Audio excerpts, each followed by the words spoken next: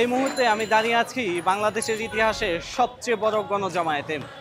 ফিলিস্তিনের গাজার প্রতি সংহতি জানিয়ে সারা বাংলাদেশ থেকে আজকে মানুষ সোহরাওয়ার্দী উদ্যানের এই জায়গাটায় একত্রিত হয়েছে। সবার মুখে একটি স্লোগান, ফিলিস্তিনের মুক্তি চাই। আমাদের হৃদয়ে বাস করছে একটা গাজা, ফিলিস্তিন ফিলিস্তিন।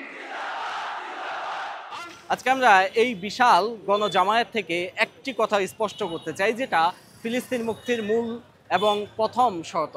সেটি হলো ইসরায়েলের অর্থনৈতিক যে মেরুদণ্ড সেটাকে ভেঙে দেওয়া, আর সেটার জন্য বয়কট একমাত্র মাধ্যম। চলুন তাহলে জনতার মঞ্চ থেকে জনতার কণ্ঠে বয়কটের কথা শুনুন। বয়কট নিয়ে আমাদের কি অভিব্যক্তি? Boycott Israel. Boycott Israel. Boycott Israel. Boycott Israel. Boycott Israel. 7 up. Boycott Israel. Okay, stop genocide.